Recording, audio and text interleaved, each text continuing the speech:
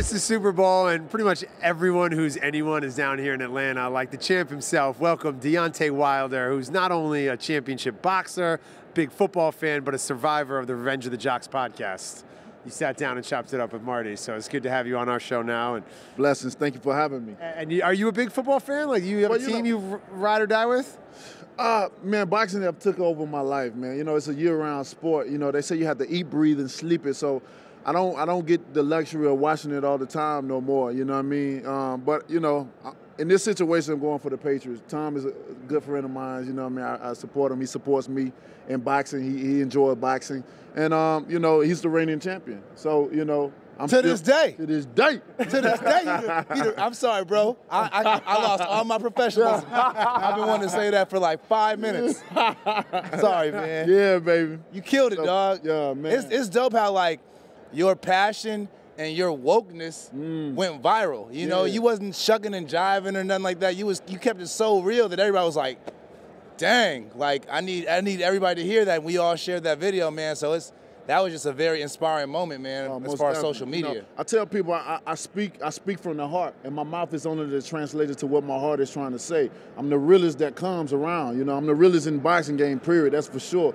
You know, a lot of people say I speak for the voiceless because they can relate to what I'm saying, and that means everything to me because I never do things for likes. I never do things that what can go viral and stuff like that. I'm a homebody, I'm a family type of guy. So, you know, but when people come and express to me, even had, you know, grown men coming to me and cry, I'm like, bro, you know, what you saying, they really feel it. I'm like, wow. That's why me and you vibe so well. Yeah. The moment we met, we started talking, it was just like, no, that's what I was saying. That's what I was saying. Dog, did you know that? And what about the boats? What the boats at? Like, there's so much going on. Boom. Like, it was just a real moment of blackness just happening. It was just like cloudy with a chance of I hate you so much. Well, you crazy. But you, man, you crazy. Always great energy, bro. You know what I mean? That's just the thing that connects people, the energy of each other. See, everybody's energy ain't meant to be fulfilled with each other. You know what I'm saying? It's always gonna be something, but you know, that just lets you know like we're in tune with each other. The energy is when you can see somebody that never met them before and come to get clicked. Like I still think about what we talk about. I still think about what you told me about your daughter, and so, like I said, I want to be a bucket filler. You know what I'm saying? Yeah, like, are you a bucket filler or are you a bucket dipper? Yeah. And that's just a life lesson from my daughter. Daddy, don't be a bucket dipper. Hold up. What's a bucket dipper? When you take from others and make them feel bad. You have to be a bucket filler. And you're not filling my bucket right now, Daddy. I'm like, God damn, all I did was say you can't have no Oreos. Here, take all the Oreos you want. Now, does that fill your bucket? Yeah.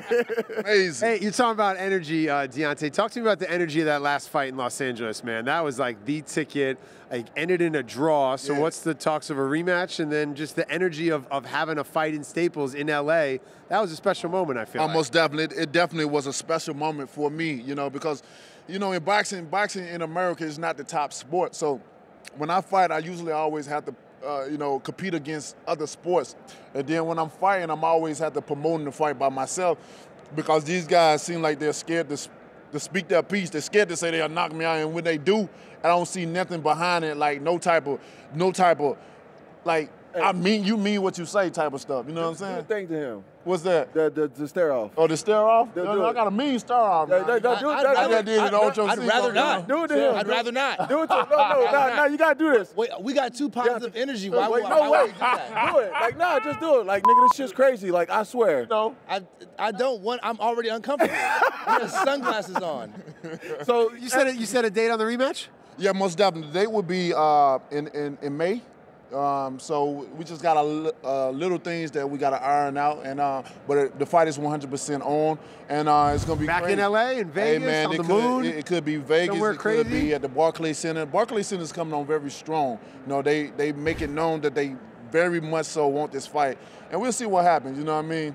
So the first fight doesn't go. I mean, the fight doesn't go the way you wanted to go. How do you take that footage and watch it, and then correct yourself so the next one is different to get the outcome that you actually want from it? Right. Well, you know, at this point, it's just like with football. You know what you have to do. You know what your position intakes, and you know what you have to do when it's time to do it. Yeah. And, you know, it's the same way in boxing. I know what I got to do. I know when I make wrong mistakes. I know when I make the right mistakes. I know when I'm out of position, you know, and it's up to me to correct it. You'll know when you're out of position. Yeah. You know what I'm saying? You'll feel it. Your everything about you will feel it. So, you know, it's just going back and being more patient. Yeah. With that fight, you know, I had the center of attention. Like I was saying before, boxing is not the main sport in America. And now that you got that opportunity, you got that moment where everybody's paying attention, you know, it was very exciting for me. And so I wanted to do what I'm known to do, is to knock him out. But I know when I force it, it never happened. And I was forcing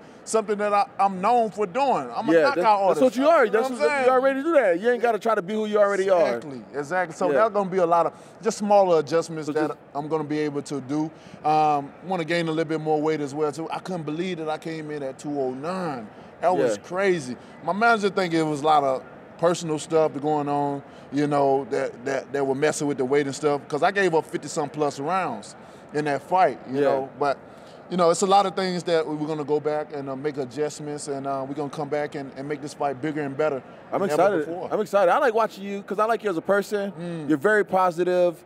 You speak in parables, you know, which I really enjoy that. And you're just like a really, really good dude. And I meet a lot of people across a lot of different platforms, but you're like one of those dudes that I actually want to sit down and have dinner with. Yeah, for sure. Blessing, man. Likewise, man. Yeah. Like I said, the energy, man. Should we leave them alone? We're feeling uncomfortable here, James. I know. I'm want to go take a break? Wait, like the way that you feel about Josh Duhamel is the way that I feel about Deontay.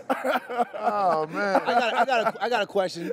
Okay, like say the Rams are down at halftime and they call you in to talk to Jared Goff and to give him some motivation to, like, you know, knock it out in the second half of the Super Bowl. What do you tell Jared Goff if he's been taking some punches in the first half and he needs to get back and do his thing? Man, I just tell him, speak it, believe it, receive it.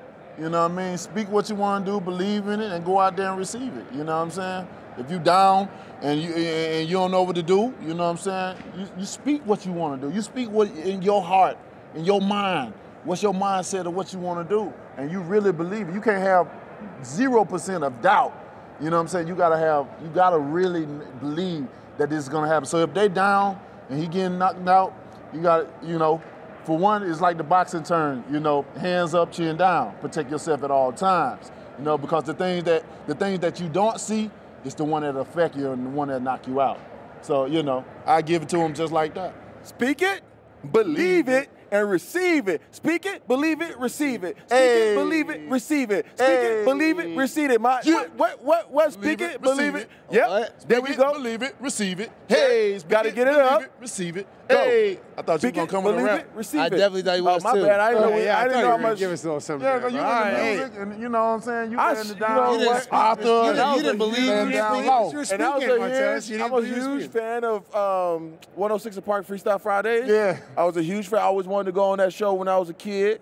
You know, I was like, I fucked with Just do Poster it. Boy. Stop talking to freestyling. Yeah. He said Jin. You don't remember Jin? I remember Jin signing He signed with Rough Riders. Come on, dude. DMX just got out of jail. You remind me of DMX in some way. Yeah. Just not as like over there. Father. Yeah.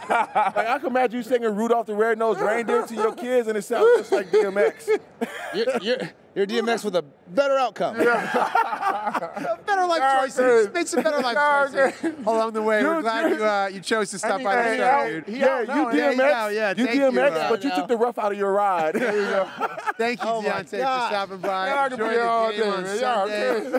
Good luck in the big rematch, dude, and we hope to have you back on this show and back on Marty's podcast too, for sure. To this day.